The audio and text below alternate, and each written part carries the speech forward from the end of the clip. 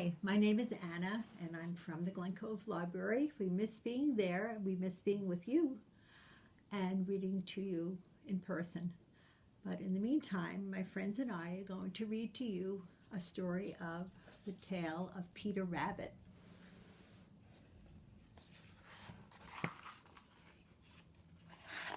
And this is based on a story by Beatrix Potter. Once there were 4 little bunnies. Their names were Flopsy, Mopsy, Cottontail, and Peter, and they lived with their mother under a big fir tree. One morning, Mother Rabbit said, "Today you can go outside to play in the fields or travel a bit down the road, but do not go into Mr. McGregor's garden. It's a dangerous place for rabbits." "Now run along," said their mother, "and don't get into trouble while I'm gone." Then she put on her coat and her hat and went through the woods to market to buy some bread and milk. Flopsy, Mopsy, and Cottontail were good little bunnies. They went down the road to pick berries. But Peter was a very naughty bunny. He did not obey his mother. He ran down the road straight to Mr. McGregor's garden. Then he squeezed under the gate. First, Peter ate some lettuce and green beans. Then he ate some radishes. Peter ate so much that he got a tummy ache. He looked for some parsley to make him feel better. Then he saw Mr. McGregor. When Mr. McGregor saw Peter, he jumped and grabbed his rake. "Stop, thief!" he shouted. He ran after Peter. Peter was scared. He ran all over the garden trying to find the gate. He lost a shoe in the cabbage patch. Then he lost his other shoe in the potato patch.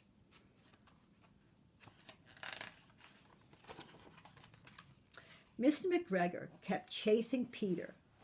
Now that Peter had no shoes on, he could run faster than ever. He almost got away, but then the buttons on his blue jacket got caught in the brambles of a bush. Peter was sure that Mr. McGregor would catch him now. He began to cry, and some friendly birds heard Peter crying, and they tried to help get Peter free. But then Mr. McGregor came toward Peter with a basket. He planned to catch Peter by putting the basket on top of him. But Peter slipped out of his blue jacket and wriggled free just in time. He ran to the tool shed and jumped into a watering can. It would have been a very good place to hide if it had not been full of very cold water. Mr. McGregor was sure that Peter was hiding in the tool shed, and he began looking under flower pots for the naughty little rabbit. Just then, Peter sneezed. Achoo! Mr. McGregor heard the sneeze and came after him again.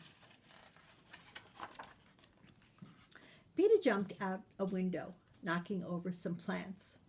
Mr. McGregor tried to follow Peter, but the window was too small.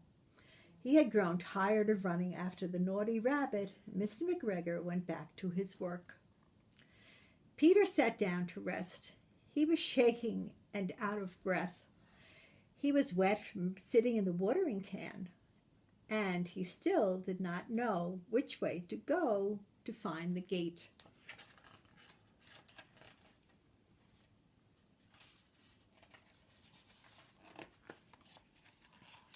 After a while, Peter found a door in the garden wall, but it was locked. There a little mouse passed by him. Peter asked her the way to the gate.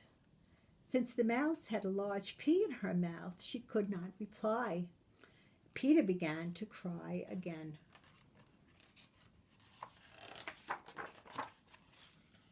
Then Peter wandered by a pond. A white cat sat at the edge of the pond looking at the fish. Peter didn't ask the cat the way to the gate. His cousin Benjamin Bunny had warned him to be careful of cats. Peter headed back toward the tool shed. Suddenly he heard a scratch-scratch noise of a hoe very close to him. Peter hid under a bush. When nothing happened, he climbed up into a wheelbarrow and looked over the top. The first thing he saw was Mr. McGregor working in the onion patch. His back was turned toward Peter. Just past Mr. McGregor, Peter could see the gate. Very quietly, Peter got down off the wooden wheelbarrow. He began running as fast as he could toward the gate. Mr. McGregor saw him, but Peter slipped under the great gate and out of the garden before Mr. McGregor could catch him. He ran as fast as he could all the way home.